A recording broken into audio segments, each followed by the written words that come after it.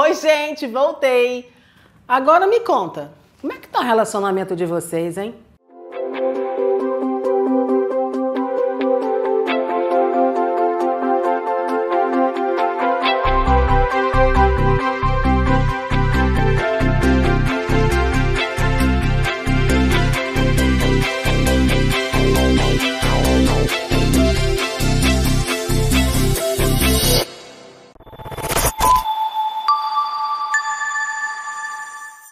Nossa convidada de hoje é a terapeuta familiar Aline Cantarelli. Aline, muito obrigada pela presença. E a gente sempre faz uma primeira pergunta do programa. Quem é a Aline Cantarelli? É um prazer, Luciana, estar aqui contigo, dividir hoje esse papo. Eu tenho certeza que vai ser muito gostoso conversar contigo. E respondendo a tua pergunta, essa é uma pergunta que é uma das primeiras que eu faço no meu consultório. Então, eu diria que a Aline Cantarelli, em primeiro lugar, né, uma entusiasta, eu falo da vida, né? Eu costumo dizer às pessoas que eu fui parar nesse lugar de terapeuta, que é o que me traz aqui hoje, por paixão. Eu comecei a minha trajetória notando que eu era de uma família diferente, né? Eu venho de uma família que eu vi meus pais fazerem 60 anos de casado, meus avós 50, meus pais hoje têm muito mais que 40. E quando eu entrei nessa jornada de viver, né, que eu comecei a entender, eu tinha uns 6 anos, a minha professora da alfabetização virou para mim e falou assim, você sabe que você tem uma família diferenciada, né? E aí eu me lembro que eu olhei pra cara dela e falei assim, como assim? Ela falou assim, só o seu pai assina a caderneta, nenhum outro pai assina, todas as cadernetas são assinadas pelas mães. Eu me lembro que com 6 anos de idade eu achei aquilo, eu falei, Eu falei assim, não sabia não, professora Rita. E aquilo acabou. Quando passou o tempo e eu entrei no mercado de trabalho, eu brinco que eu sou fruto da geração que era meia fina, escarpão, salto alto e homem se a gente quiser, eu olho para aquele cenário em que as mulheres eram muito bem-sucedidas e eu, graças a Deus, entrei muito bem assim, nesse mercado, né? Me preparei e tive grandes oportunidades. E eu lembro que quando eu cheguei lá, eu falei assim, essa galera não é feliz. Tipo, podem estar bem-sucedidos financeiramente, mas a vida não opera como é. E eu tinha decidido para mim mesma que a Aline ia ser feliz e que a Aline ia ter orgulho da própria história que ela ia contar. E aí eu brinco que eu sou uma mulher que não quis abrir mão de nada. Eu quis ter uma família boa, eu quis ter uma vida boa, eu quis me sentir realizada como mulher e eu também queria ter uma carreira. Então, eu comecei um processo de busca e dentro desse processo de busca eu comecei a estudar paralelamente. Fora o que eu estudava, que eu já tinha estudado, me formado, eu comecei a estudar psicologia, comunicação, coisas voltadas para a área da família, porque eu não queria que a minha família desse errado. E antigamente não tinha como você comprar, eu tô falando de 20 anos atrás, você não tinha como comprar curso igual a gente entra hoje nas redes sociais e nos canais e compra. E aí eu tinha que fazer as formações, então eu entrava nos cursos, comprava os cursos nas universidades, na PUC, em tantas outras até internacionais, e eu fazia aqueles cursos. E isso vai me dando certeza de que dava para fazer dar certo no século XXI, ser feliz no século XXI com o jogo que era, ou seja, sendo família, mas também tendo uma carreira, criando meus filhos dentro do que eu fosse, né, como eu quisesse acreditar que era importante. E foi assim que eu fui estruturando a minha vida até que chegou um dia em que eu consegui unir as duas coisas, né? Eu estava já bem sucedida ali numa carreira executiva há mais ou menos quase 10 anos e já dava aula, lecionava, porque eu já tinha especialização para isso. E aí os clientes, os alunos me convidavam muitas vezes, falavam assim, você está me ajudando mais que a minha terapeuta, você não quer me atender não? E aquilo me inquietava. Quando eu cheguei num nível de sucesso em que eu palestrava e que eu já estava com um certo reconhecimento na faculdade, o meu marido virou para mim e falou, você devia procurar alguém, porque tem alguma coisa acontecendo. E eu lembro que eu sentei na frente de um orientador de carreira, meio que querendo que ele resolvesse a minha vida. Nessa altura, pra você ter uma ideia, eu tinha 2 CNPJs como consultora e uma matrícula como professora universitária. E aí, nesse dia, ele virou para mim e falou assim, você tem que trabalhar com a sua paixão. E eu pensando em trabalhar com conciliação de maternidade e negócios, que era uma área que eu achava que eu podia contribuir, porque eu juntava tudo que eu tinha estudado e tal. Aí ele virou para mim, não, você vai trabalhar com a sua paixão. E eu virei para ele e falei, qual a minha paixão? E aí ele falou, família. Na hora que ele falou família, pá! E aí eu falei pra ele, não, mas isso eu faço pro bono. Tipo, isso eu faço porque eu gosto, porque eu ajudo as pessoas no final de semana, eu reúno amigos, grupos de amigos, eu tenho a galera que a gente se reúne. E ele falou assim, não, eu acho que aí você contribui muito mais. E aí eu fui vendo que tanto a minha estrutura familiar, quanto eu ter conseguido perceber, né, ao invés de me inebriar com o mercado corporativo, não que não seja bom, mas de me perder ali no sucesso financeiro ou no sucesso profissional, ter mantido os meus valores e ao mesmo tempo ter conseguido operacionalizar isso na vida me tornou diferenciada nessa área. E foi aí que eu falei assim, top, meu marido, faz o seguinte, 5 vagas, se não der certo, ninguém vai saber, só eu e os 5. Não tem um monte de gente pedindo pra você atender? Aí eu falei, quem sabe eu faço isso? E aí eu comecei a marcar os 5 primeiros e eu brinco que hoje, 15 anos depois, eu tô sentada aqui contigo contando essa história. Então, eu diria que a Aline é essa pessoa obstinada, que acredita demais na vida, acredita muito na família, na instituição da família. Eu acho que a família é a base da sociedade e a gente está vivendo um tempo, sabe, Lu, que as pessoas perderam essa paixão por acreditar nessa instituição. Parece que tudo é muito volátil, né? E eu não acredito nisso, porque eu sei a força que tem alguém que tem uma família, alguém que tem uma estrutura e tantas histórias. Pra você ter uma ideia, eu tenho vários casos de divorciados que se casam de novo, que é uma parte do meu trabalho. E são histórias incríveis, porque as pessoas se divorciam, experimentam o que elas acham que poderia ser uma alternativa, veem que não entrega felicidade e veem o quanto que vale a pena e procuram alguém que faça esse tipo de trabalho, né, de reaproximação, de restabelecimento de vínculo.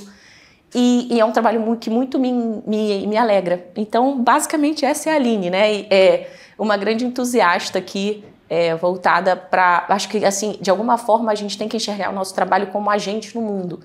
Então, é como eu me vejo, sabe? Para além do consultório, para além de cada história que eu toco, eu sinto que essa verdade, né, da importância da família, de que é lá no seio da família que nascem os cidadãos que vão fazer a diferença no mundo, que uma pessoa que é bem amada, ela age de maneira diferente, ela realiza as coisas de uma maneira muito mais profunda, muito mais humana. Aí sim, eu acho que de alguma forma eu consigo unir as minhas paixões, né, a família pela família e principalmente fortalecer famílias. Então, acho que essa sou eu. E como é que funciona a terapia familiar?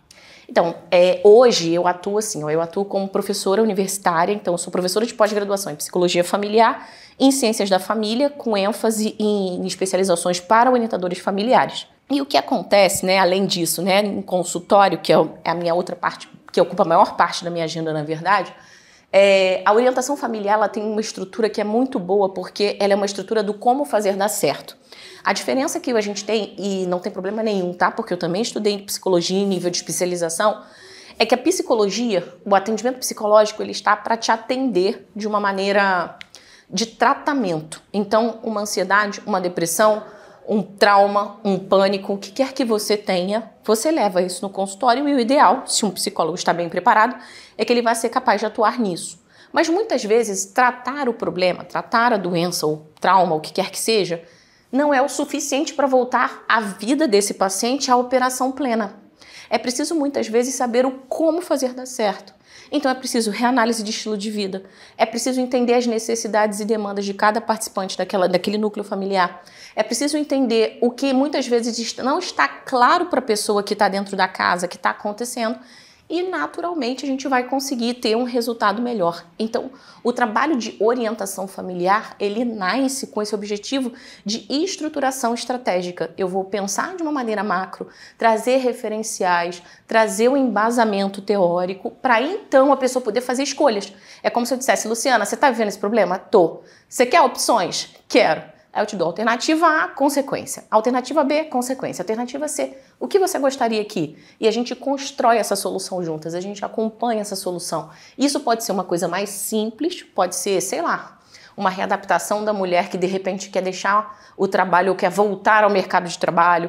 Isso pode ser uma crise, que normalmente é a minha especialidade, né? O que eu mais trato é crise de casamento. Então, quando existe algum tipo de desencontro entre o casal, pode ser a questão de um filho, né? Eu tenho várias famílias, eu tenho uma família recentemente que eu atendo, que a filhinha mais velha de 4 anos tem câncer.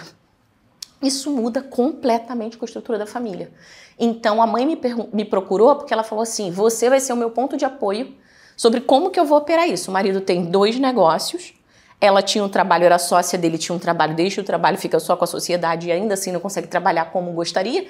E ainda tem outros 2 filhinhos para cuidar, que são os mais novinhos, que nasceram depois da mais velha. E isso tudo para funcionar e eles não se perderem, precisa de uma orientação, percebe? Pode até ser que eles operem isso sozinhos, mas pode ser que dentro desse cenário de estresse, de tratamentos e de tantas coisas adversas com as quais eles não estão acostumados a lidar, as coisas elas desandem. Você deve ter conhecimento de muitas pessoas que sofreram, né, com doença, ou seja, ou própria, ou de terceiros, e depois disso o casamento desandou e depois disso as coisas desandaram. Por quê? Porque faltou ferramenta. Então a orientação familiar ela vem como essa caixa de ferramenta, né? E a gente coloca a caixa de ferramenta do lado da pessoa e diz, olha, dá para ser mais fácil, dá para ser melhor, vamos trabalhar sobre isso? e a partir daí a gente vai propondo. Então, basicamente, essa é a estrutura de orientação familiar e é por isso que eu sou tão entusiasta, porque muitas vezes a gente desiste, né? Eu falo que as pessoas desistem porque elas só veem duas alternativas, ou é engolir uma relação ruim ou é divorciar. E quando a gente entra com orientação familiar, a gente consegue enxergar a terceira via, que é fazer a coisa funcionar, né? Trazer de novo o jogo para qualquer coisa aconteça. Então, é isso. E quanto tempo dura a terapia? Então, eu, Aline, desenvolvi uma metodologia própria. Eu sempre tive um critério, acho que isso fundamentou tanto a minha primeira parte da minha carreira quanto essa segunda parte, que eu sempre muito focada em resultado. Então, eu sou uma pessoa que eu estruturei uma metodologia própria baseada em tudo que eu vim estudando, né, quando comecei. E ao longo, você imagina, de 15 anos de prática, eu venho acumulando uma sucessão de experiências muito interessantes em diversos níveis. Pra você ter ideia, eu estava conversando com a pessoa que foi me atender em casa e ela comentava da irmã, e a irmã é casada com um político. E aí eu falei assim, olha, cada família tem um estilo de vida. Eu falei assim, eu atendo vários tipos de modelos de famílias de político. Eu já atendi primeira-dama, falando da mulher, né? A primeira-dama, eu já atendi a própria pessoa que era política, eu já atendi, hoje eu atendo pelo menos 3 ou 4 famílias de políticos. Em diversos níveis, federal, estadual, municipal. Eu falei, quando você vive um estilo de vida desse, é diferente. Então, você precisa entender o universo para atender melhor. Tem certas práticas ou certas opções que fazem parte daquele universo. Como, por exemplo, tem o Brasil, o do agro, né, fazendeiros, enfim, é um outro universo. Eu tenho várias famílias com essa estrutura. O jeito como eles se comportam de acordo com a safra. Existe um nível de estresse maior, existe uma disponibilidade de trabalho, existem valores, uma série de coisas que envolvem o pacote de família. Então, quando você tem alguém que tem essa experiência, você consegue somar melhor, que é o caso, né? Ao longo do tempo eu fui somando essas experiências e consigo entregar uma experiência um pouco diferente, sabe? Então eu consigo juntar esses saberes para entregar algo mais diferenciado, estruturado para quem está me procurando. Você não acha que o povo também coloca muito caroço no angu? Qualquer coisinha está em crise?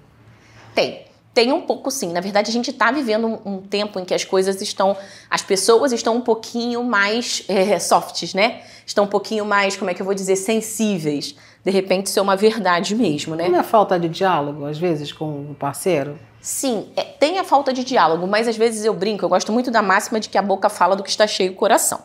Então, às vezes a gente fala assim, não, isso aí é problema de diálogo. Aí eu falo assim, eu estou infeliz porque você não faz as coisas, a gente não sai juntos, a gente não tem mais um tempo de qualidade, a gente não faz não sei o quê. Tem alguma dificuldade no entendimento do que a pessoa está dizendo? Não. Isso é uma falha de comunicação? Provavelmente não. O que está acontecendo? Na verdade, está uma falha de aceitação, está uma falha de interesse.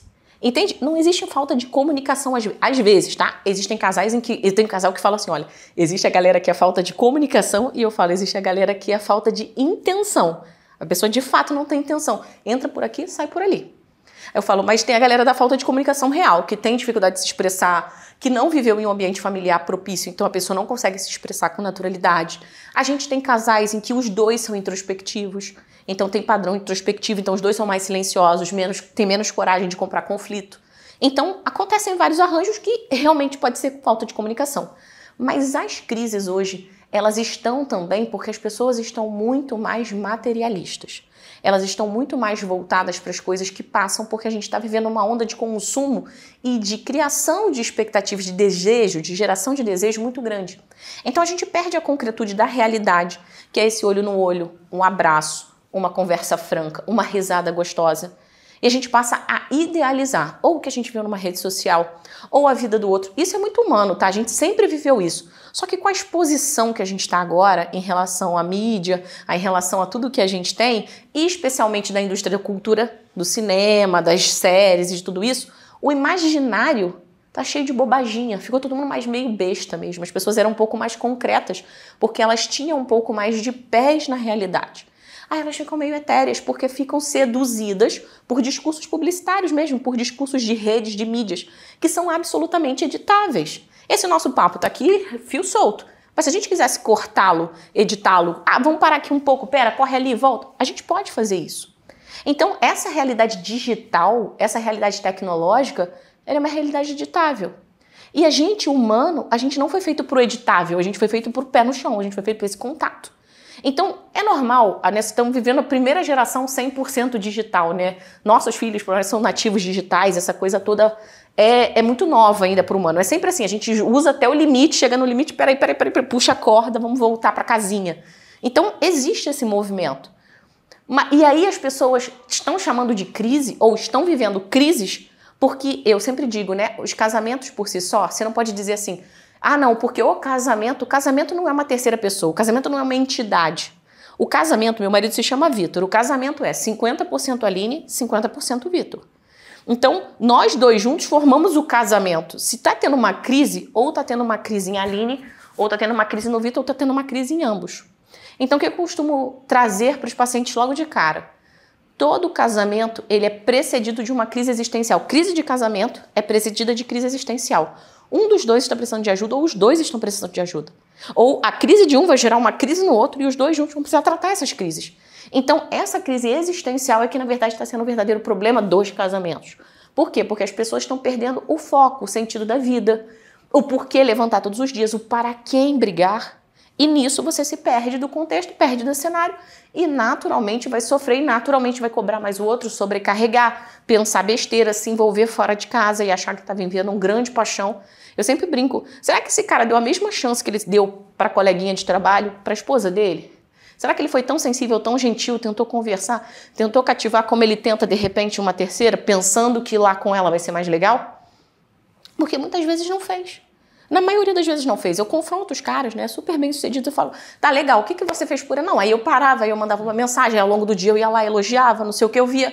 Há quanto tempo você não faz esse mesmo ritual com a sua esposa? Ah, não fazia mesmo não. Não tinha.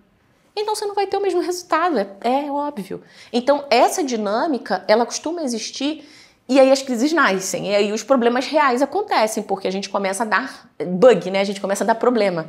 E aí que precisa de ajuda para enxergar de novo o que é real, o que é concreto e o que é essencial para a sua vida. Se depois daquilo ali, refletindo, você entender que um caminho ou outro precisa ser tomado, maravilha. Mas desde que ele seja tomado com base na realidade, não em idealizações e não numa projeção ou numa injustiça que você faça com quem você topou dividir a vida. Vamos lá, tem uma pessoa X e Y, tem dinheiro, nada falta, se a pessoa quiser ir para Miami hoje vai, se quiser ir, isso e tal. Como que vai gerar uma crise num casamento que praticamente eles não têm nada? Tipo assim, tem o que aquele pobre queria ter. Sabe, porque geralmente é o que eu falo, às vezes o pobre vive o casamento feliz, o rico vive o casamento triste. O pobre não tem tempo para ter ansiedade, o rico é o que mais tem ansiedade. E aí, você acha que também as pessoas não estão querendo, sei lá, como eu te falei, botar uma situação que não existe? Criar situações, porque se você está ali feliz com o teu marido, tem tudo, não falta nada, você vai botar uma crise para quê? É porque existem níveis, né? Tem o Maslow, que é aquela, talvez você tenha ouvido falar da pirâmide de Maslow, para quem nunca ouviu falar, é o seguinte, o Maslow ele decide que o ser humano ele tem determinados níveis que você vai alcançando de necessidade. Então, lá na base da pirâmide da necessidade do Maslow, ele põe lá a comida, a bebida, a sobrevivência, né? Que é se eu não comer, se eu não beber, se eu não tiver segurança física, né? Qualquer momento entra alguma coisa, eu tenho que me preocupar primeiro com esses fatores circunstanciais. Depois que eu vou alcançando essas coisas, e para você ter noção, já tenho pesquisas, né? Que mostram que a partir de, na época, né? De uma classe média, né? Quando você está ganhando ali, aqui no Brasil, talvez de 3 a 5 mil reais por mês, dinheiro já não é tão mais, apesar da gente saber da inflação e de tudo que a gente tem vivido hoje, mas dinheiro já não é tão mais importante para você. Você já começa a buscar outros aspectos superiores do que dinheiro, do que recurso de sobrevivência. Claro que eu estou dizendo aqui de um país que não sofre tanta inflação e tantos reveses sociais como a gente tem no Brasil, mas normalmente é mais ou menos essa ideia, tá? Então, o que acontece? Quando a gente compara a questão social, financeiramente, socialmente falando, sociofinanceiro, o que a gente está falando existem pessoas que têm razões primárias para culpar a cabeça, as preocupações, e que elas não têm liberdade ainda ou tempo de focar em outras áreas. Então, talvez se você chega, talvez, isso não é uma certeza, porque eu vou te dar o meu exemplo próprio, vou contar um pouquinho da minha história, porque eu tive já teve lá na base da pirâmide e agora a gente está numa situação privilegiada, eu e meu marido. Mas antes eu vou explicar de maneira geral, estruturalmente. O que acontece? Quando você está na base da pirâmide e tem certas preocupações, se você tem que acordar às 4 ou 5 da manhã, trabalhar 8 horas por dia, pegar uma nova condução, ver os seus filhos, sei lá, pegar no integral, entregar no integral, ter a função de montar uma janta, uma lancheira, não sei o quê, e aquela é a sua dinâmica, sobra muito pouco tempo para questões existenciais. Isso não quer dizer que elas não existam, mas você fica com tempo limitado porque você é muito operacional, você quase não tem tempo de refletir sobre as questões. Quando essas razões são atendidas por recurso financeiro, você não precisa se preocupar com essa base da pirâmide, porque você parte de segurança, proteção, acesso, lazer, teto, tudo isso que tem aqui na base da pirâmide, até a metade você tem conquistado. Então aí vem as reflexões mais centrais e mais importantes. E por isso seria muito bom e importante que a elite financeira também fosse uma elite moral. Por quê? Porque as pessoas teriam mais valores e poderiam dar mais, desenvolver políticas, ações, projetos e atitudes que fortalecessem as instituições e principalmente viveriam famílias fortes. O que tem acontecido? Como eu te disse, se a gente está num tempo em que o consumismo é extremamente estimulado e que as pessoas têm buscado, muitas das vezes, né, essa realização apenas financeira, sucesso está ligado apenas à realização financeira, o que tem acontecido? As pessoas têm dificuldade de apreciar ou de encontrar sentido quando saem dessa base basal, dessa coisa basal. E é aí que elas se desencontram. E aí você diz, será que eles não estão criando problemas que o pobre... Não. Talvez aquela pessoa que tem menor acesso, se ela tivesse aquela parte basal, ela talvez tivesse as mesmas inquietações. O que diferencia mesmo como as pessoas se comportam diante da vida são os valores que ela carrega. Pra você ter ideia, a moralidade, quando a gente fala moralidade, às vezes as pessoas associam moralidade à religiosidade. Porque a religião normalmente aqui lembra você da moralidade. Mas a moralidade ela é anterior à religiosidade, por exemplo. A moralidade ela está intrínseca no quê? No bem e no mal, no certo e no errado. Está na base da nossa consciência. Então, quando a gente fala de manter uma instituição como o casamento, de valores como fidelidade, honra, companheirismo, laborosidade, quer ver uma coisa que hoje está dificílimo? As pessoas não estão querendo, não sei se você sabe, o Japão, que é um país que teve, ao longo de todas as suas dinastias, seus milênios de existência, a base do trabalho como um valor. As pessoas hoje no Japão estão praticando o que a gente chama de trabalho mínimo. Elas querem o mínimo de esforço. Você entende que esse desejo pelo mínimo de esforço, esse desejo de não querer trabalhar com tamanha intensidade, empenho, afinco, vem de uma ausência de sentido de vida? Então isso é muito mais importante e, vamos dizer assim, substancial do que realmente recurso financeiro. Porque num país como o Japão, que é um país desenvolvido, recurso financeiro... A base, qualquer pessoa lá tem uma base de classe média. Ou seja, ela tem todas aquelas necessidades básicas atendidas. Então, o que falta quando você tem ele precisa de sentido. Aí eu não quero ter família, eu não quero ter filho, eu não me preocupo com gerações futuras. Eu estou administrando a minha vida para a morte. Por isso que eu acho tão bacana a ideia de família. Quando você pensa em família, você pensa em sucessão, descendência, construção das novas gerações. Existe um plano e uma energia que é colocada na vida que tem essa transcendência. Por que um homem e uma mulher deveriam se preocupar com o exemplo que dão, com o modo como se comportam, com como levam a relação homem e mulher? Porque isso vai estar forjando quem está ali. Os filhos são as principais testemunhas, né, de um casal. Eles estão ali olhando e eles estão aprendendo a ser gente. Então a gente está construindo uma sociedade que vai continuar, que vai dar frutos. Qual é o outro grande problema que a gente tem vivido? Os problemas de densidade populacional. As pessoas não estão mais tendo filhos, ou seja, elas não estão mais querendo ser família. E quando elas não fazem isso, o que a gente tem em contrapartida? Maiores níveis de ansiedade, maiores níveis de depressão. Então, quando a gente entende o valor basal da família, a gente entende que para ser família vai te pedir virtude, vai te pedir sacrifício, independente se você é rico ou pobre. O que vem aí? Existe um valor, existe uma coisa pela qual eu me movo. Porque não adianta a pessoa falar, não, eu adoro, acho super importante, sabe, Luciana, a virtude da amizade. Acho que a gente tem mesmo que cultivar a amizade e tal. É uma coisa muito boa. Eu te pergunto, qual foi a última vez que você ligou para uma amiga sua? E amiga, ligar mesmo, assim, ligar de telefone? Não tenho tempo para isso. Então não adianta que você me diga que é um valor para você, porque não é. É como as pessoas dizem, se a gente saísse aqui e entrevistasse pessoas, na rua aqui, descesse aqui no centro do Rio, vamos entrevistar a galera. Família é uma coisa importante para você? Com certeza, com certeza. Qual foi a última vez que você fez um grande sacrifício pela sua família? O que você entrega de concreto para sua esposa todos os dias que prova que você ama ela? Cri, cri, cri. Aí você vai falar, não, isso aqui é a galera aqui, né, da rua, que a gente pegou o trabalhador comum. Eu falo com os empresários, eu falo com os fazendeiros, eu falo com os políticos que atuam nesse Brasil. Se eu fizer as mesmas perguntas, a gente vai ter o mesmo silêncio na maioria das vezes. Porque as pessoas estão com esse olhar limitado, associando sucesso a financeiro. Apenas. Não é que finanças não sejam uma prova de sucesso, mas entende? E aí, fecho só te dando o meu exemplo que eu prometi, né? Eu comecei a namorar com meu marido, a gente era muito simples, a gente era estudante, não tinha grana pra nada. Eu tinha que pegar 3 conduções para ir até a casa dele e vice-versa. A gente tinha uma realidade social muito simples, mas a gente sempre foi muito esforçado e muito estudioso. e vinha de uma base familiar muito forte, igual eu te mostrei, né? A minha própria família, a família de imigrantes. Então a gente vinha de uma realidade que meu avô, ele via aquela novela Terra Nostra que passou na Globo, ele falava, foi nesse navio que eu cheguei. Meu bisavô, foi nesse navio que eu cheguei. Então assim, pessoas muito simples que eram extremamente felizes. O meu bisavô, para a realidade que ele chega no Brasil, para quando ele morre, ele fez um upgrade social muito grande. Mas ele fez um upgrade social sem deixar o mais importante, a família. Os melhores natais da minha vida eu vivi no quintal dele, na sanfona. Eu me lembro até hoje, quando eu tirei ele no Amigo Oculto da Família, era a minha felicidade. E ele era um grande patriarca, que não era só um grande patriarca na nossa casa. Ele construiu o asilo da cidade, ele levantou a igreja da cidade, ele era um dos doadores assíduos para as campanhas sociais que ele tinha. Entende? Era um homem de família, mas com força social. Então, ter alguma estrutura forte, ter feito essa ascensão, não fez ele se acomodar, ao contrário, fez ele ser agente de mudança na sociedade. A mesma coisa, isso passa para o meu avô, que fez o mesmo movimento. Meu avô sai da cidade do interior de Minas, vem para o Rio de Janeiro para dar melhor condições aos filhos, porque queria que então os filhos tivessem a universidade, que era a meta de todo mundo da geração do meu pai, né? Era um luxo você ter um filho na universidade.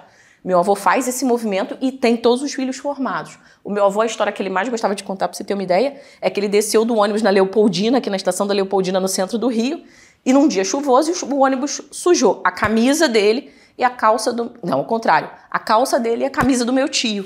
Ele falou, troca de camisa comigo. E aí, o meu tio, o quê? Não, pai, como é que o senhor vai no serviço?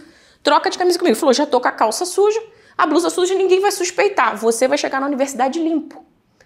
Essa é uma metáfora que eu costumo dizer, e ele contava isso com a maior alegria, ele contava essa história. Ele não sabia, porque ele era um homem simples, né? O quanto de simbologia ele estava querendo traduzir, ele sabia viver, mas ele não sabia explicar tecnicamente, igual eu tô te falando. Mas você entende que tinha uma simbologia, tipo, eu fico com a parte suja, eu seguro a sujeira, eu fico com o que precisa e empurra a próxima geração para frente. Você vai mais longe que eu. E aí ele troca de camisa com meu tio, e o meu tio chega na universidade limpo, a única camisa que meu tio tinha, troca a camisa, ele vai pro serviço sujo, ele já era concursado público, vai do jeito que tá, pede desculpas lá e tal, se vira, bota um avental por cima. E o meu tio chega na universidade com meninos que esses, efetivamente, um grupo pequeno, da década de, sei lá, de 60, 70, que tinha acesso e pronto. E aí ele se forma e tal, não sei o que, e a gente tem... Entende? Então, esse movimento independe de classe social. Aí se eu te perguntar, o favorecimento social que a minha família foi tendo ao longo do tempo, ele foi construído? Foi. Hoje eu acesso, né, e tô no topo da pirâmide financeira do Brasil, tô com meu marido, mas eu não comecei lá. Mas isso tinha um preço na minha cabeça, que é o que eu gostaria que todo mundo tivesse. Só ia fazer sentido se eu chegasse lá sendo família, sendo a mesma pessoa, levando tudo, tendo presença com os... Senão eu preferia ter ficado uma casa antes, percebe? Porque eu queria compaginar os sucessos e não apenas exponenciar em um, que é o que a maioria das pessoas faz.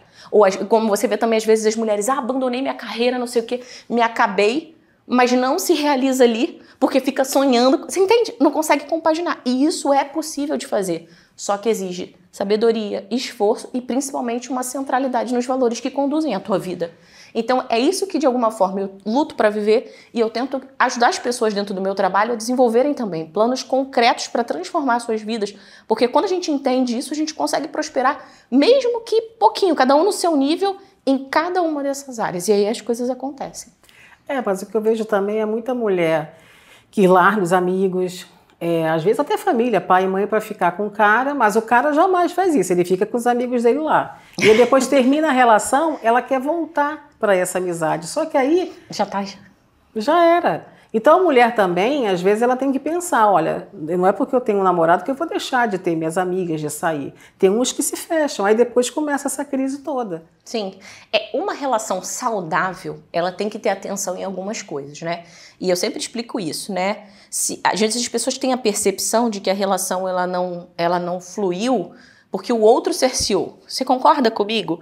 Se essa pessoa não prova que essas amizades são ruins e se você não impõe que isso não é uma condição, que não vai funcionar dessa forma, que bons amigos vão me lembrar de quem eu sou, bons amigos combinam com os meus valores, porque eu já fiz esse discernimento. Eu não tenho amigos apenas para curtir a vida, eu tenho amigos para viver a vida ao meu lado, para ser um ponto de apoio quando eu preciso, para me trazer a realidade quando para me dar uma ajuda, enfim, para qualquer que seja a demanda. Vida real, proximidade, troca humana. A mulher não devia aceitar de largada. Aí o que acontece? A mulher faz isso muitas vezes porque ela vem de uma estrutura emocional falha de dentro de casa, lá do ponto de largada dela, entre pai e mãe, que é o raio do problema, que a gente comentava aqui da estrutura basal. Eu deixo de acreditar nas coisas porque eu não vivi, eu não tenho referências. Não tenho referências, eu me permito situações de fragilidade. Nessas situações de fragilidade, eu não tenho uma relação saudável equilibrada, eu tenho uma relação disfuncional de largada. Por que uma mulher não poderia manter suas amizades? Ah, não, porque nenhum dos seus amigos serve. Ah, não, porque suas amigas são chatas. Ah, não, porque... Percebe? Não faz sentido. E quando isso se estabelece para se adequar, você se despersonaliza. Então, muitas vezes, não é uma questão de não deixe que um homem subjugue você, não é. O que você acredita que, de fato, é a sua personalidade? Por que aquelas pessoas fazem parte da sua vida? Elas fazem sentido? Se elas fazem sentido, você não pode abrir mão. E se você abrir mão e essa pessoa aplaudir que você abra mão, não sendo boas companhias, né, sendo pessoas boas e tal, não sendo problemas de companhia, você tem um problema em você. Então, as pessoas nos tratam, sabe, Luciano, eu acredito muito nisso. As pessoas nos tratam como a gente se permite ser tratado. Então, se o homem, ele propõe isso e a mulher adere, normalmente ela tem uma questão de personalidade ali. Normalmente ela tem uma fragilidade emocional. Essa relação ela não deveria ser levada adiante se não existe respeito mútuo. Percebe?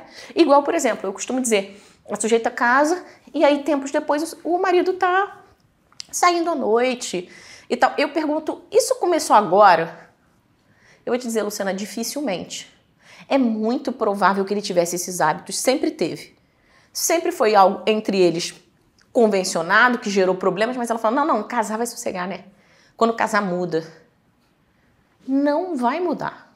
Já estava pactuado que era assim. Aí ele vai falar, nossa, mas você casou comigo, você sabia que eu bebia, que eu fumava, que eu jogava bola toda sexta-feira até meia-noite, que dia de domingo eu ficava na minha mãe o dia inteiro. Ah, mas eu achei que a gente casa... Se isso não foi pactuado, isso não vai acontecer. E aí o que está acontecendo? Não existe família. Eu tenho uma família agora, que ele saiu de casa. O sujeito jogava o final de semana inteiro, bebe pra caramba até perder consciência. Por quê? Ele vive muito estressado, tem um trabalho muito importante, vive muito estressado. Chega final de semana, ele vai pro clube, do clube ele encontra esses amigos, nesses amigos encontra bebida, e a mulher dele tá sempre criticando. Para, volta pra casa, não sei o quê, pensa nisso, vem cá saber dos seus filhos e tal. Esse cara, ele gerencia tanto problema durante a semana, e ele não se preparou para ser marido. Ele se preparou só para trabalhar e fazer isso. Mas ele queria ter uma mulher, queria ter os filhos como uma vitrine, não o de verdade. Então, se ele não encontrar outros meios de trabalhar esse estresse dele, reduzir carga, renegociar coisas, repensar estilo e padrão de vida, ele nunca vai conseguir.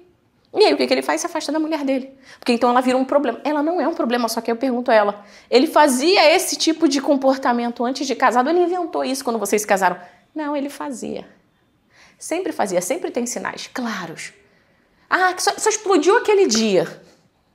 Não, ele explodia e pedia desculpa. Explodia e pedia desculpa. Aí você ia naturalizando. Ah, não, é porque hoje ele estava nervoso. Ah, não, porque ele está brigado com o chefe. Ah, não, porque a mãe dele é muito chata. Só que aí você vai contando quantas explosões ao longo da história. Aí no dia do casamento ele explodiu. Foi um primeiro dia, quando casamos? Não, é histórico. Então, muitas vezes o que falta é a gente ser realista com o que realmente está na nossa frente.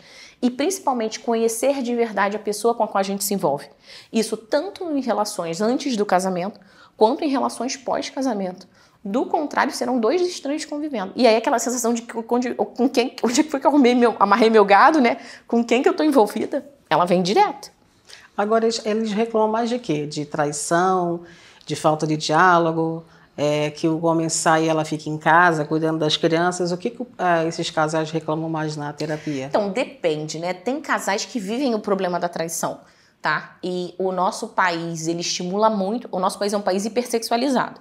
Então, as novelas, né, que vêm aí sendo difundidas nos últimos 30, 40 anos, elas explicitamente fazem apologia. Não sei se você já reparou ou teve a oportunidade de assistir. Existem canais que ficam reprisando coisas antigas. Lá atrás você já viu uma construção, né, uma ruptura de paradigmas, meio que naturalizando a coisa, ou instituindo que em toda família isso seria natural. Você vai me perguntar, Aline, mas não existe traição desde que o mundo é mundo?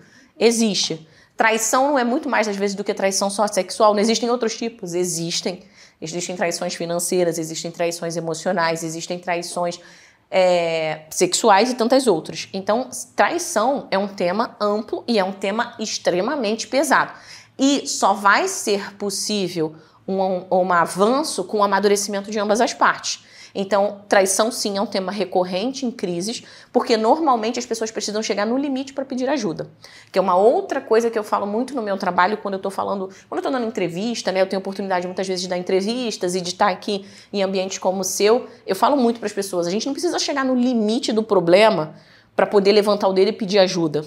Muitas vezes um casal que já está há muito tempo sem sexo, por exemplo, ele já poderia estar pedindo ajuda, já poderia ter falado, olha, a gente não tá legal, a gente tá frio, vamos procurar. Eu tô com um casal super querido de 2 meninos, um de 26, ela tem 26, ele tem 27, super queridos, eles são empresários lá em São Paulo, microempresários, pequenos empresários, não são micro não, são pequenos empresários, ele tem 2 lojas, ela tem uma. E eles vieram porque eles estão frios, dá pra ver que eles estão frios, mas eles pediram ajuda antes, e é legal porque ele já tem uma cabeça, né, o garoto de 27 anos, já tem uma cabeça diferente. E aí ele já veio falando assim, eu gosto de terapia, tipo assim, eu preciso de ajuda, eu sei, eu vim de uma família disfuncional, mas eu não sonho isso pra minha família, eu não quero largar minha mulher, eu quero dar um jeito de acertar com ela, porque eu não quero que minha filha viva o que eu vivi, o abandono que eu vivi, a ausência que eu vivi, eu quero construir um ambiente legal pra ela. E eu quero ser feliz. E ele fala, eu gosto dela. E ela fala, eu também gosto dele, mas ele isso, ele aquilo e tal. Então, eles têm o desejo de acertar. Então, eles não esperaram que um ou outro os traísse, que acontecesse algo mais grave, porque já é grave eles não estarem bem. Já é grave eles não se procurarem. Cara, eu fico brincando com eles. Eu falo assim, um casal de 27 anos que faz sexo de 15 dias, isso não é normal. Eles sabem que não é normal. Tipo, realmente a gente podia estar melhor. Então, dentro disso, eles buscam ajuda. Eles estão no time. É isso. Não tá funcionando, a gente não tá dando conta sozinho, vamos atrás de alguém legal para te ajudar a gente? De que oriente, que trate a gente? Beleza, vamos fazer uma terapia de casal, legal. Muitas pessoas não conseguem ter essa maturidade e deixam passar. Eu sempre digo, sabe onde a fumaça fogo? Tá vendo a fumaça e tá falando, não, isso aí deve ser coisa da vizinha. Não, isso aí deve ser que o dia não tá bom. É na sua casa, tá acontecendo. Então, estão dormindo em quartos separados, o filho está dormindo na cama do casal há anos, não está tendo a sexualidade, vive enfiado na casa da sogra, o cara é casado com o trabalho e não com a esposa, nunca consegue tirar férias. Isso não é natural. A mulher, ao contrário, às vezes a mulher é casada com o trabalho, o marido fica ali, poxa, mas e a gente? Mas peraí, não sei o que, a mulher não, porque agora eu não posso ter filho porque é minha carreira.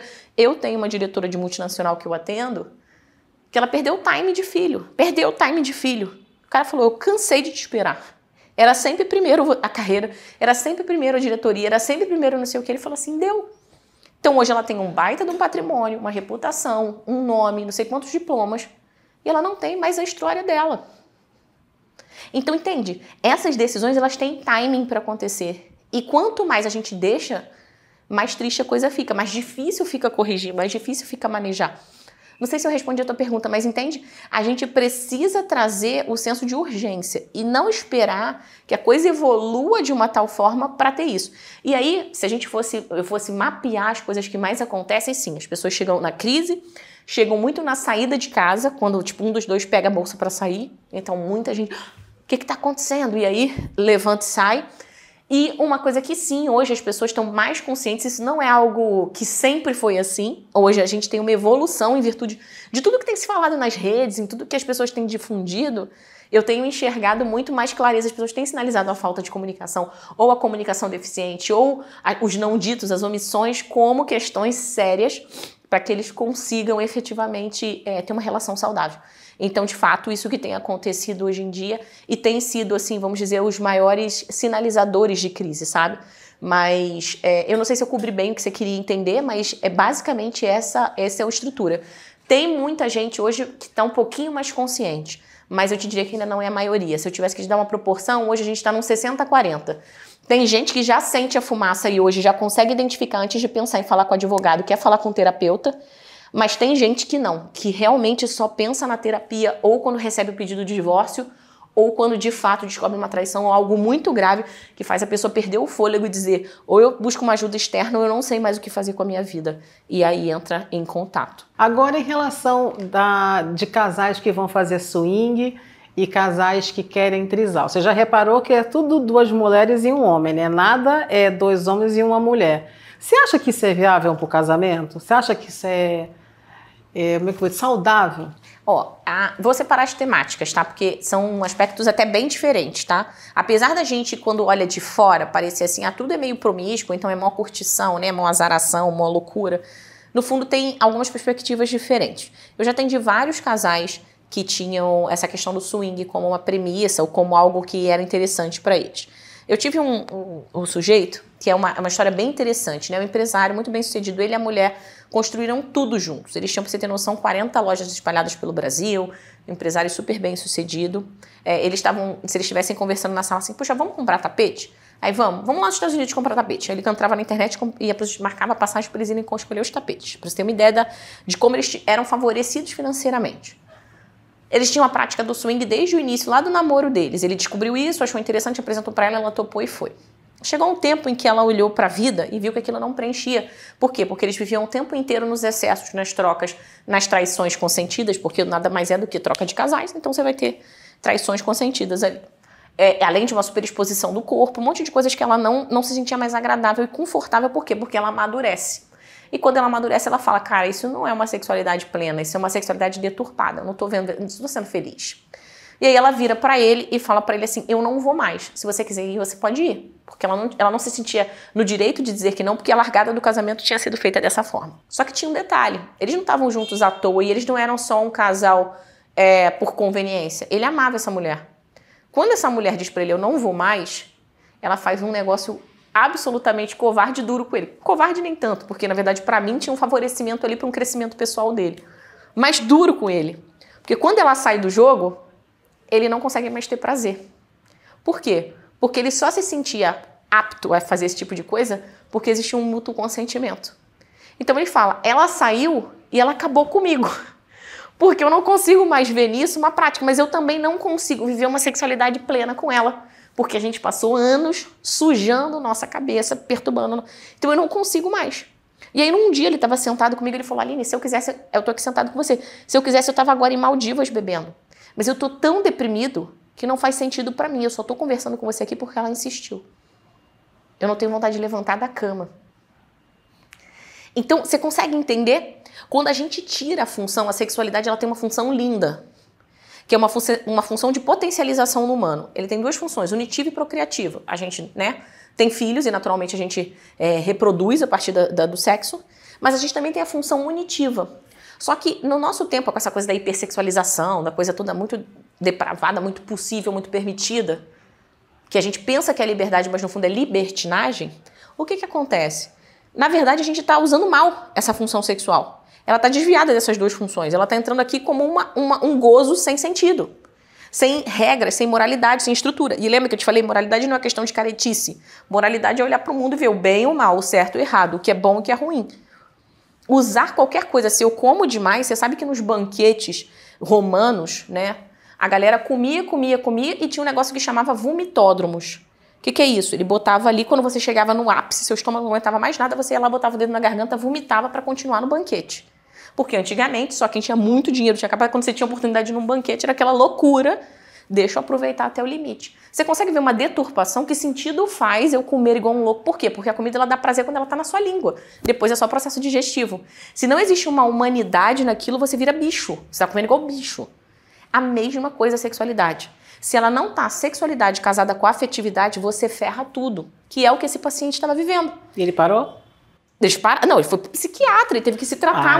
Não, precisava. Ele entrou em depressão, ele não conseguia respirar fora disso. Ele adoeceu por essa prática. E isso não é só ele, tá? Eu tenho outras histórias, eu tô te contando essa porque eu acho ela muito emblemática. Eu acho assim, ele tinha todas as potências para viver tudo. Ele tinha a mulher que ele queria, eles tinham tido um filho, eles tinham toda uma estrutura e ele estava travado, deprimido, porque ele tinha canalizado errado a potência da sexualidade. E o que eu achava mais interessante nesse caso, quando ele dizia, eu não consigo mais ter prazer sem ela. Por que? Óbvio, porque ela trazia o afeto, ela trazia estabilidade, ela era a história dele. Aquilo tudo lá era circo. E ele se condicionou a achar que aquilo tinha a ver com sexualidade, aquilo era só um circo. A sexualidade real ele precisava ser vivida com ela.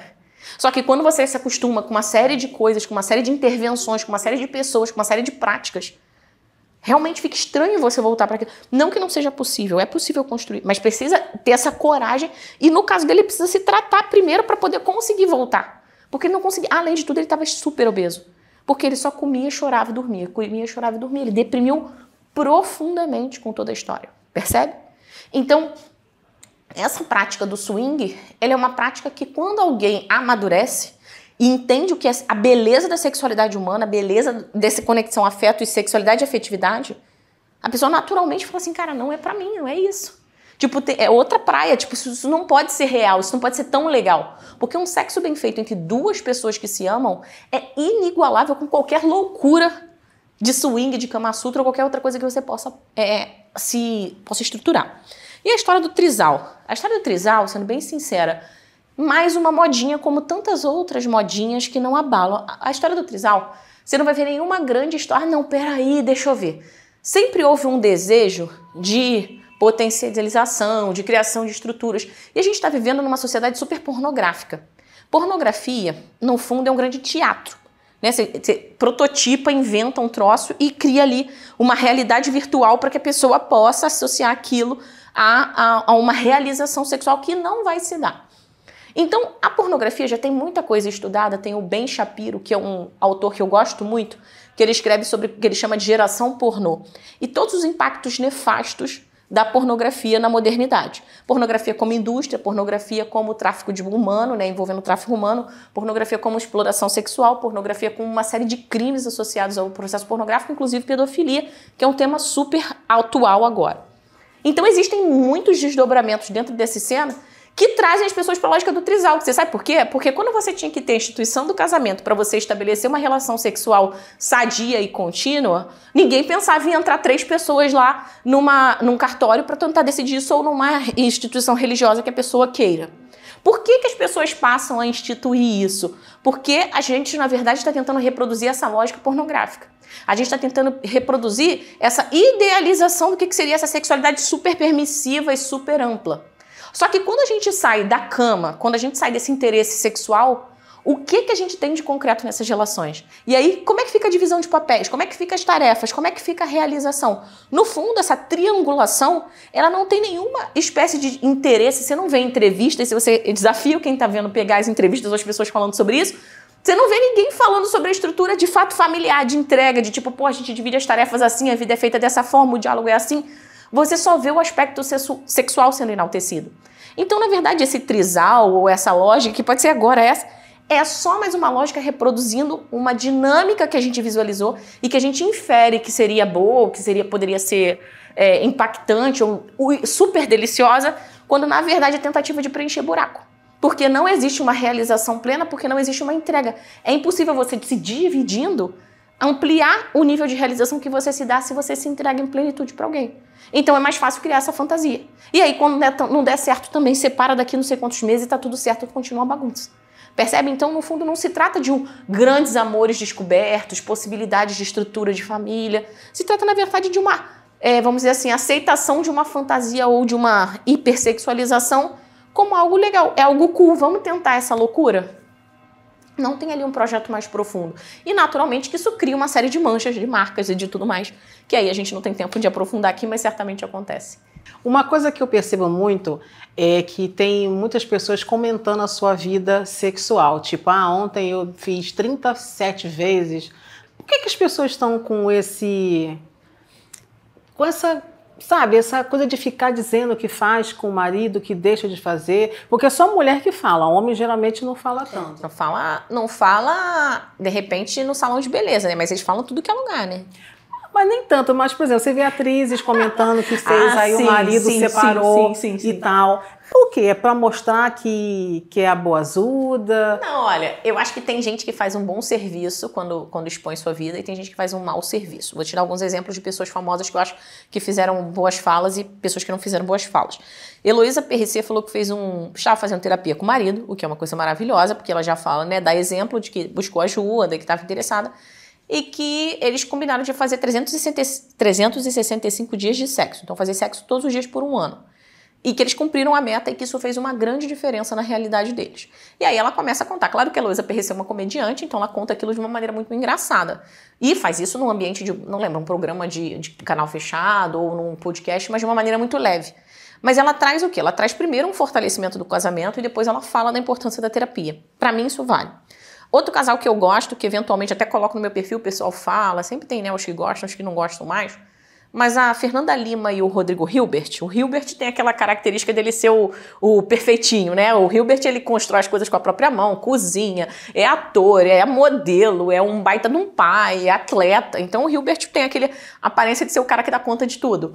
E a Fernanda Lima e ele eventualmente dizem que, olha, a gente faz terapia, tem entrevista deles falando, os dois falando, não só ela falando, que o processo terapêutico ajudou muito eles a se entenderem, que eles melhoraram muito, eles aprenderam a conversar, que eles não sabiam, aprenderam a negociar, que é uma coisa que até quando você me falou de comunicação, o maior problema às vezes não é a comunicação, muitas vezes é a negociação, né? A aceitação da necessidade do outro pra gente negociar. Então eles fizeram falas sobre isso. Recentemente ela falou que eles tinham vivido problemas sexuais que estavam com uma... Tipo, nem sempre agora a gente tá tendo boas oportunidades, ou a gente viveu uma fase ruim, alguma coisa assim que ela soltou, e aí, né, alguma entrevista que ela fez. Mas ela falou, olha, mas isso não quer dizer o fim do casamento, porque casamento é bem mais que sexo. Então isso tá na entrevista dela. Aí eu vou trazer agora pra você exemplos de artistas que têm uma outra pegada, quando eles abrem pra falar da vida sexual deles. Por exemplo, a Débora Seco. A Débora Seco, dá pra ver que ela vem de relações disfuncionais e que ela sofre traições e que ela tem isso mal resolvido na vida dela. Então, ela tenta fazer falas sobre a questão de liberar a traição, de relacionamentos abertos e coisa do tipo, a meu ver, muito mais, né? Até uma vez eu soltei uma análise no meu perfil especificamente sobre o caso dela, numa entrevista que ela deu pro Léo Dias, se eu não me engano, que viralizou de forma absoluta, que ela falava sobre abrir o relacionamento e tal.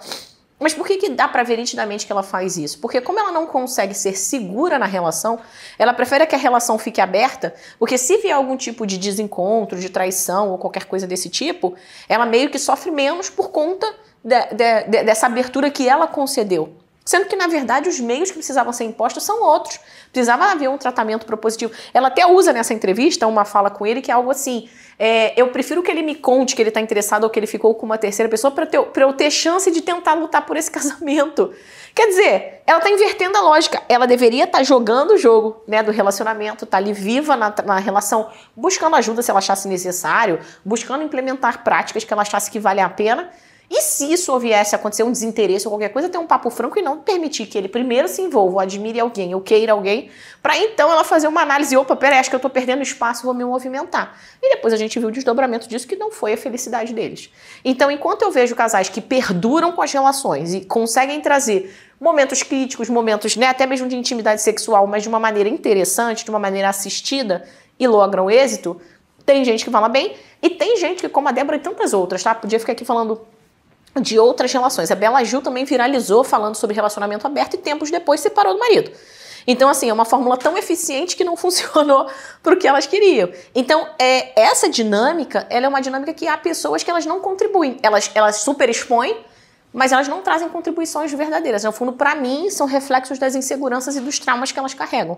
Enquanto outras, de fato, estão dividindo experiências e estão provocando as pessoas a buscarem ajuda, a buscarem realidades mais interessantes para suas relações. Então, acho que também está como responsabilidade do espectador olhar e ver o que é mais legal. Quem você vai dar ouvidos, quem você acha que pode trazer, fez uma fala interessante e quem realmente está ali só vomitando suas próprias inseguranças, traumas e frustrações. Consigo ajudar nesse sentido? Não, sim, mas porque se a pessoa quer um relacionamento aberto, pra que ela casa? É porque ela quer... Então, mas é porque exatamente isso. Ela já tá com... Ela, de largada, já tem um erro de estrutura de relação. Mas aí é um papo muito mais longo. Eu te diria o seguinte, no âmbito, tirando um pouco da parte das celebridades e trazendo para o mundo real, assim, para o dia a dia, né, das pessoas, os homens costumam também ser muito sexuais. Eles têm grupos de WhatsApp nos quais eles falam, a galera do futebol e qualquer outro tipo de esporte que ele frequente e tudo mais. A sexualidade é uma coisa muito colocada para fora hoje em dia. Sempre, nos ambientes masculinos sempre foi, porque eu digo especialmente, né? Os homens, eles têm uma libido maior porque os homens são férteis 30 dias por mês. Então, os homens são sempre férteis. Então, por ser sempre férteis, eles têm uma necessidade sexual mais acentuada. Nós, mulheres, somos cíclicas. A gente tem ali 5, 6, 7 dias no máximo no mês, nos quais a gente está fértil. Fora esses dias, ou a gente está em TPM ou a gente está na menstruação. Então é natural que a tensão sexual do homem seja mais elevada e a nossa seja mais calibrada. O que a gente está vivendo hoje é que com excesso de mídias, de troca de interação e a ausência de conteúdos mais profundos, as pessoas ficam nessa camada rasa, ficam querendo falar só dessa besteira. Percebe? Muitas vezes se perderam nessa coisa de troca de conteúdo ruim, de provocações, de pequenos flertes, de coisas mais pueris. Então, o que eu acho que cada um precisa levar para si é o seguinte: primeiro, essa intimidade reservada que você falava. Não é que você não possa falar sobre isso. Aliás, eu acho que todo mundo tinha que ser capaz de falar com tranquilidade, com equilíbrio sobre relacionamento, né? Especialmente nesse nível sexual. Tem muitos casais que não conversam, são ótimos para falar para fora. Às vezes eu acho muito engraçado, tem aqueles maridos que são super faladores, né? Aqueles homens que tá na mesa do bar, tá fazendo graça. Se a mulher senta para conversar sério com ele, ela não consegue. Então, isso quer dizer o quê? Esse cara não é super bem resolvido em relação a sexo. Ele é um grande falador e ele pegou esse viés sexual porque ele se percebe como isso como um trunfo social. Ele consegue fazer ali uma graça entre os amigos ou numa reunião ele consegue tirar uma graça, mas efetivamente ele não domina o tema. Ele realmente não sabe muito bem o que ele está fazendo, o que é bom, o que é ruim, se ele satisfaz ou não a mulher dele no quanto ele deveria, mas ele adora falar, adora fazer uma graça, adora comentar a gostosona ali da televisão. Mas efetivamente, será que esse cara tá entendendo o que é sexo? Não tá. A mulher dele quer conversar? Ele, não sei, não vamos falar disso não, deixa quieto, não sei o quê. No fundo é o quê? É uma autodefesa, uma insegurança, percebe? Então a gente precisa se questionar sobre como isso tem acontecido. Da mesma forma a mulher.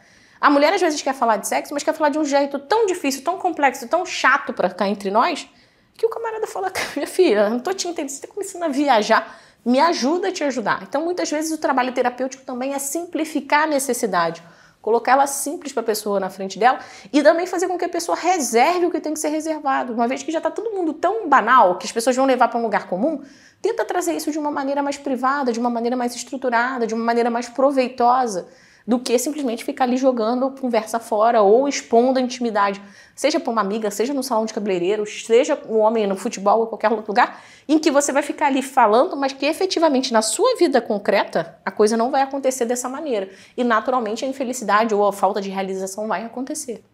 E você já atendeu muita mulher que sofreu violência? Ainda continua com o marido? Não, muita mulher que atende sofreu violência não, tá?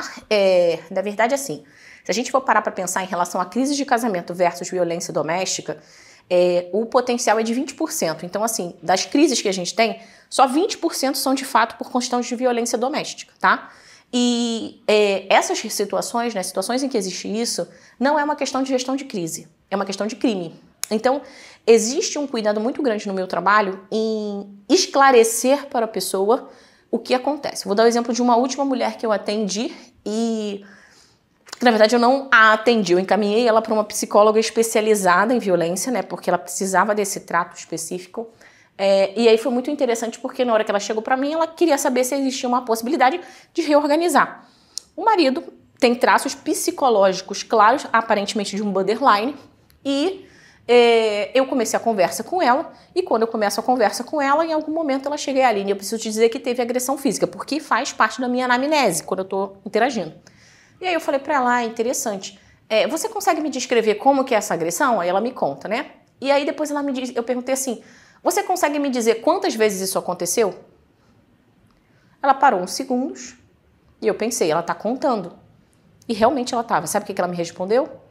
Eu não sei. Aconteceram tantas vezes que ela não sabe quantas vezes aconteceu. Então, isso não é gestão de crise, eu expliquei para ela.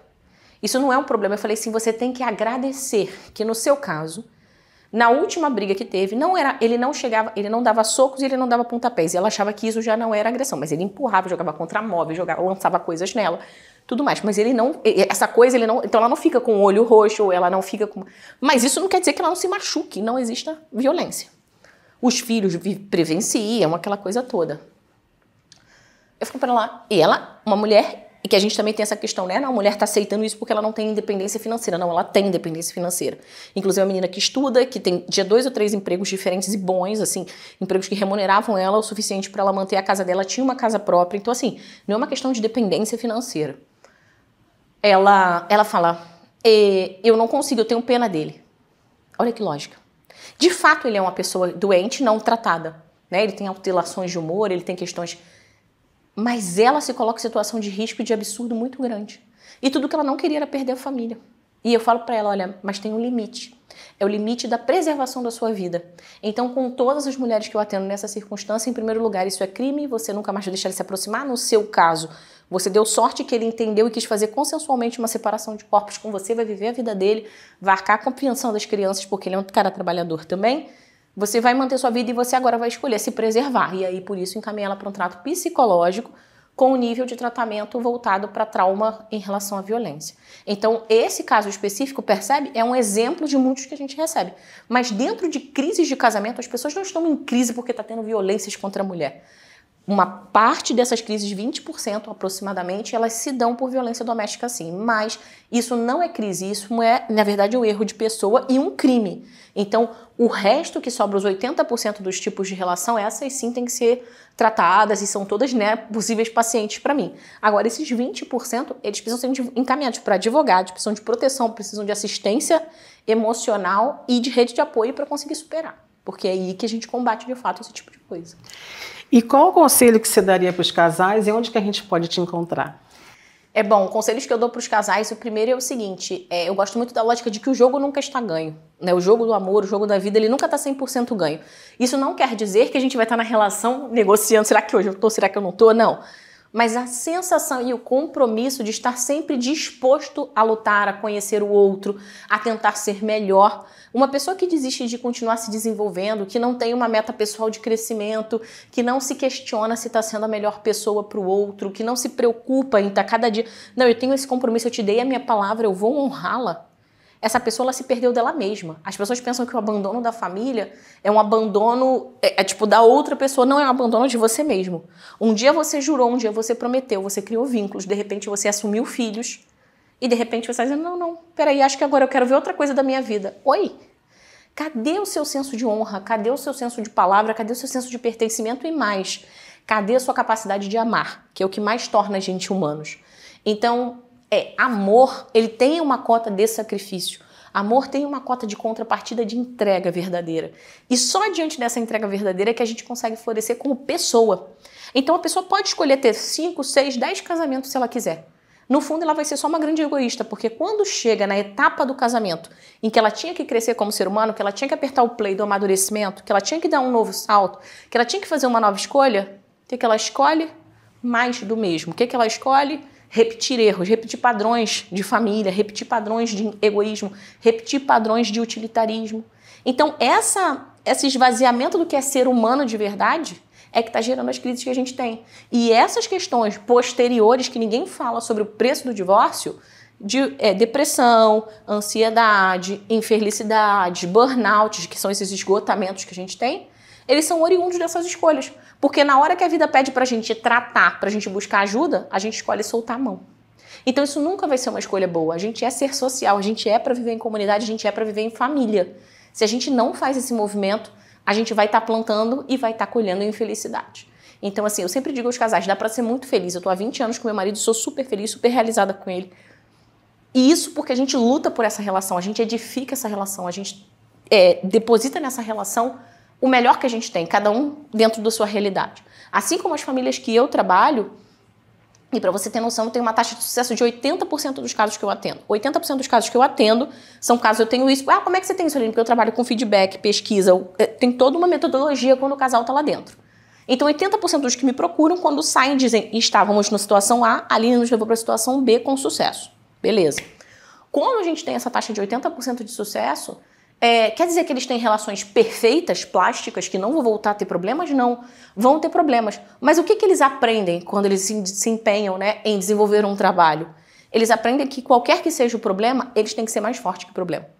E essa é a realidade, essa é a construção de um amor verdadeiro. Todas as vezes que os problemas se impuserem, eu vou escolher que os problemas sejam menores do que nós dois juntos e do que o nosso amor. E isso parece uma coisa meio piegas, meio de mulherzinha, mas essa é a base da vida.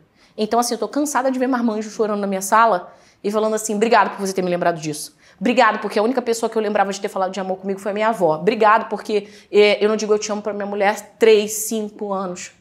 Obrigado. Então, eu não tô falando de uma coisa que é etérea. Eu tô falando de uma necessidade basal nossa como humanos. E é nessa base que eu desenvolvo todo o meu trabalho, porque aí a gente se reconecta. Aí a gente tem vontade de viver. Eu tenho um empresário que eu atendo, ele tem rede de varejo, negócios de aluguel, um monte de coisa. E a mulher dele que brinca, né? Nossa, ele era super resistente até chegar aqui, eles já são meus pacientes há alguns anos. Ele é super resistente até chegar aqui. Agora você tem que ver, qualquer pessoa que passa na frente dele conta um problema, ele fala assim, devia procurar terapia. Como é que é o número da Aline aí? Dá pra ele. Ela fala, não, a Aline é muito... Cara, deixa eu dar um outro aqui que eu sei que é bom, que não sei o que, e brinca com a pessoa. E fala, por quê? Porque, no fundo, ele quer todo mundo melhor, porque ele entendeu que buscar ajuda, né? Aprender a ler, a buscar ajuda e fazer qualquer coisa faz com que ele seja um ser humano melhor. Então ele, como líder que é, ele fica querendo estimular as pessoas. Você tem noção, até na empresa deles, eles implementaram agora uma política de apoio psicológico para as pessoas com esse objetivo, porque ele está tão convencido que ele falou, agora eu quero que todo mundo tenha acesso a isso, o que é maravilhoso, né? Então é isso que a gente vê. Quando uma pessoa entende as coisas, quando entende o valor do amor e a potência que é pedir ajuda nas horas certas, a gente não quer outra vida. E todo mundo que quiser e tiver interesse, o meu Instagram é aline.cantarelli e também na rede social, lá no YouTube, você também encontra no Aline Cantarelli também, colocando meu nome no buscador. Aline, obrigada. Espero que esse nosso papo possa ter ajudado bastante gente. E eu vou te dar um presente aqui do nosso patrocinador, a Embeleze, para você ficar mais bela. Maravilhoso, obrigada. Muito obrigada. Olha, cheio, que legal. Muito bom, muito obrigada. Tá bom, gente? Agora você fica com o quadro Qual é a Boa? E até semana que vem. A boa dessa semana vai ser sobre a Upstar Rio, a maior roda gigante da América Latina. Com 88 metros de altura, um passeio que leva 18 minutos dentro de cabines climatizadas, revelando o melhor e mais belo da nossa cidade maravilhosa. Uma experiência inesquecível para desfrutar do Rio de Janeiro, bem lá do alto. Inaugurada em 2019, a Upstar Rio rapidamente se tornou um dos pontos turísticos mais queridos da zona portuária. Com 88 metros de altura e 54 cabines climatizadas, ela oferece uma experiência única para ver o Rio de Janeiro de um ângulo completamente novo. De lá de cima, você consegue avistar o Pão de Açúcar, o Cristo Redentor, a Baía de Guanabara, a Ponte Rio-Niterói, o Boulevard Olímpico e até parte das praias da Zona Sul. É um passeio que agrada famílias, casais e viajantes que buscam fotos incríveis. O endereço é a Orla Conde, Gamboa, horário diariamente das 10 horas da manhã às 18 horas, lembrando que a última entrada são às 17h30. Cabines climatizadas e acessíveis para pessoas com mobilidade reduzida também estão garantidas. Ingressos podem ser adquiridos online ou na bilheteria. E uma dica boa, no pôr do sol, a vista é imperdível. E lembrando que não é para ir embora depois do pôr do sol, não. Fica de noite, porque a estrutura toda muda de cor, com figuras coloridas, com frases inspiradoras e o melhor que você tem para desfrutar desse passeio. Gente, até a próxima!